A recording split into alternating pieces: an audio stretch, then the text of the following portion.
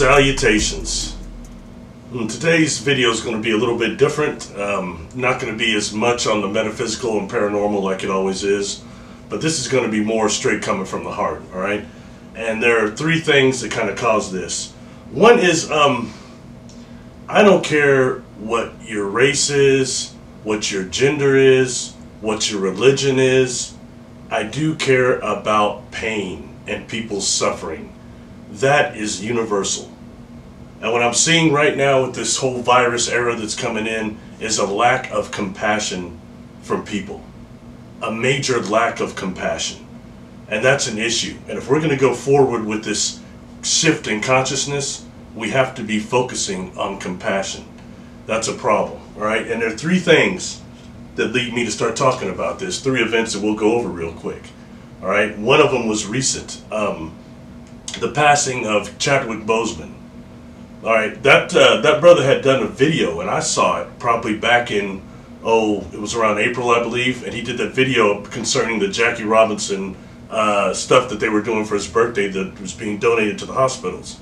And right after he had did that, a lot of people started just clowning on him, slamming him, saying how bad he looked and putting him down and stuff like that. And the truth is, that man was battling a terminal illness. We don't know that because we're not walking in his shoes. And you know, talk about something as a warrior spirit also, is that brother was diagnosed 4 years ago, during like just before the first Avengers movie he did. So that means during Black Panther itself, he was battling cancer. I don't know if he was on chemo at that point or not, but I mean, regardless, that brother looked that good, and that was a rigorous schedule, not alone the movies he put out after that. I mean, that is incredible. That is a warrior spirit. So much honor and much respect to that brother. All right. But I think that overall, a lot of people are feeling compassion now that he's passed that didn't feel it when he put that video out. Now he got tore up enough on that he pulled it off. We're lucky to be seeing it now. So that is a lack of compassion. You know, that's one thing that just kind of I thought really stood out to me during that is kind of incurring this video. So another situation would be, this goes back to my time in Australia. I was in the hospital still, and I couldn't do much but watch TV and lay in the bed for a while. So I had watched, it was Kanye. Kanye was on, and I don't really listen to much of the brother's music. I don't follow a whole lot about him, but I checked it out. He was on TV and he was rambling. He was kind of he looked like he was going through a bipolar type of a episode or manic depressive episode, having a nervous breakdown. I could see this, but the things he was doing, his micro expressions and all that was showing to me. Now I talk about paranormal, UFOs and all that, but I have a degree in psychology and sociology, and I was in the field of mental illness or mental health and also juvenile offenders as well for over 20 years. All right, so I've worked with the population, and unless you're somebody that has either has the mental illness yourself, or you have a loved one, or you've worked with a client that has it, you would understand that what happens to someone that has that, they can, if they're not on medication, I don't believe that brother's on medication, they go to this dark place. They have a breakdown. I've seen it happen many times. That's how I was able to actually isolate it happening to him. I remember my partner came into the hospital. She came, saw me every day. And I said, she walked out and said, you know, I've just seen Kanye on TV, and he was having a breakdown. She's like, you sure? I said, yeah, I could tell. I could tell. So, but he got really, you know, people really jumped on his case, said a lot of things about him. You know, his wife came forward later and said, hey, he has bipolar. Okay, and if he's not taking medication, he can go to that dark place. And I'm sorry, I don't care how much money the brother has. I don't care how famous he is. When that happens, that is a chemical thing that really can take over life to the point of suicidal.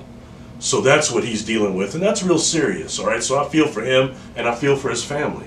So it's not, you know, there needs some compassion here, opposed to just always dogging and doing that. We need more compassion right now. So that's what I was going to bring forward with that. And also, you know, something else, I'm just going to go ahead and touch on this, because I'm being asked about it a lot. When I went to Australia and what happened to me, to the individual right now who's still going forward, hiding behind Edge of Wonder or James Gillian or SETI or whatever, you know. Truth is, what happened to me was really bad, and I finally got triggered, all right? Somebody sent me something saying this individual is putting out a book over the life of an empath. All right. that brother's filming right now, shaking his head. Yeah, that sent me into orbit, all right? So I finally did say something. That is insulting as all get out. It about made me puke. The people that know what this individual did, several people in Australia that I associated with when I was there, know what he did. I could also prove it through dropping receipts like I did on the other video, but I'm not going to do that.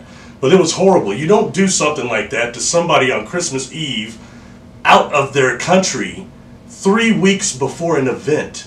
I mean, it doesn't take much of a man to stab somebody in the back when they're going into surgery on Christmas Eve. That is devil activity. Straight up, that's devilish. All right? And you know, right now is the time where people are choosing and actions speak louder than words. So for that individual to claim to be an empath is insulting as all get out. Okay? There's a long string of people that are upset with that individual besides me, all right? And I was one that defended that individual, so I had to learn. And I've been asked a lot about the individuals concerning that conference. Where do I stand with them? I don't know. You have to ask them. I don't know what lies they were told, but I do know I've seen no compassion from any of them. Not one of them has bothered to contact me to even see how I'm doing. None of those people. That speaks loud to me. That's a good old boys club. You know, just like the Hazard County. I bet you they're waiting on Roscoe P. Coltrane. Anyway, I'm not going to dwell on that too much, but I'm just saying, please use discernment from where you get your information. When I was in the hospital and I went through this, I got stabbed in the back like that under these horrible pretenses that don't hold up at all. All right, it hurt bad. And, you know, I was laying there dealing with the illness I was getting over, and also this betrayal type of thing from somebody that's got a narcissistic personality. That is a mental illness also. So that individual is mentally ill. I'm throwing that down straight up. So be aware of where you get your information. Speaking of which, you know, taking this a step forward too, you know, I'm noticing something too. So much right now going on with BLM. And, you know, actually the brother who's filming this right now, PC, who I get much respect to, he convinced me to do this channel, and I didn't think we'd go this far. But this is actually, he does the camera work for this, he does the editing, the music comes from his company. So that is a collaboration between two black enterprises, all right? And I'm very proud of that. So we were discussing actually BLM, and he was pretty upset about how much money has been raised in the name of Black Lives Matter that has not been funneled to the black community. That's an issue. We don't know where that money went. So that's one of the things, let alone the riots that come. But, you know, that is still not taking away from what that actually means. And I think that BLM itself is a step forward. You can't try to demean it. Oh, all lives matter. No, this is a cultural response to a race that's been in jeopardy, that has been undercut in every way in this society. So until that is rectified, I think that no one could be mad trying to demean to all lives matter. No, this is a specific subject, target. And you know, somebody for me, like my father who still walks this earth, he would have been the fourth black person in what would be called now the NBA. Then I think it was CBA, but he was drafted by the Fort Wayne Pistons when he got out of college. That tells you how far back that is. There was pictures of like people like Bill Russell and Casey Jones coming to my house, eating with my family, trying to convince my father to go pro. You know, and I always asked him, he went up going and playing with the a company called Vickers and opening up gas stations as he was doing this also. So he went more into business with his degree. So I asked him, I said, well, Pop, how come you didn't go pro and you decided not to do that? And he said, you know, the problem was, he goes, son, it doesn't matter how good they said I was. I played because it was fun. I liked the game, it was fun. And he said the stuff I went through in high school, and especially in college, racially, it wasn't fun anymore. So that, I mean, kind of says a lot about it. It killed the spirit of the game for him. You know, that means a lot. And right now I can see, although he's pioneering, he is, in a lot of ways, wounded by that error. It did horrible things to him. And I've met people that were Caucasian that said they didn't say something when they should have. They stuck their head in the sand. And the people generally now, that in their late 80s and 90s, that lived during that era of the 50s, they say it was kind of a horrible time to live if you're racially aware and not just enjoying your privilege. You know what I'm saying? So that is something that is not fixed. These are people still walking the earth. That wasn't that long ago. So let's not act like black lives don't matter. Okay, you know, that it's, for me, when I see that and I see Caucasian people coming forward with it, I think it's a step forward with awareness, if nothing else. Nothing else. It's awareness, and that's important for us to step forward into this type 1 civilization. Straight up, all right? So you know, there's these people that just hate so much, that cannot love. You know, same people that wait for Fleur Burton to put out a video so they can put a negative on it, wait me to put a video out so they can immediately put a dislike on it. Oh, I don't care. You can put 100 million dislikes. I ain't never stopping. You have no power over me. Straight up. I think your personal power is weak. Your troll's hiding. You know, come out and help this cause. Help what's going on right now in this world. Don't just hate. Anyway, for the rest of us, I want to say thank you for the people on Patreon that have really kept me going. All right. I'm noticing also a lot of really nice comments on this YouTube channel too. I haven't responded to them all, but thank you very much. I'm going to try to start reading more and responding more. Thank you very much. That's very encouraging. I didn't think this platform would go this far. I didn't intend to be speaking about this stuff this long. I thought maybe I did a few interviews and I'd be done. So I was wrong on that. Anyway, I just want to say thank you to everybody for that. I didn't really script anything here, so I'll make sure I jotted a couple of things down. It's something like chicken scratch. Just compassion. That's the main thing I wanted to emphasize here.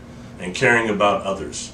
And how to see when someone is having a mental illness, like what I spoke about, like concerning Kanye. You see something like that, have some compassion. That's hard. Nobody wants to admit that. Hey, I might need to take medication or something like that. You know, that's hard. That's hard for families to deal with. Have someone in your life that is actually mentally ill. It's real, and that deserves compassion, not the slaughterhouse. I really, really mean that. Myself, when I was recovering from my traumatic brain injuries, I wasn't expecting to even be anything less than a vegetable, but all that stuff, when I came out of it, I had a great deal of depression. The thing is, depression, I see it a lot right now. You know, I mean, depression walks around on this planet like a member of the population. So does trauma. It's very difficult here, and to survive, and just to survive, let alone spiritually flourish here, it's very difficult. So my heart goes out to everyone, and I appreciate if I have helped anyone with any of these videos or anything I've done. Thank you. I appreciate you. Please subscribe, share the video. It seems that the shadow ban thing's going a little bit better. Every now and again you might type in my name and a video comes up or something. So that's an improvement. Much love to everybody, and peace.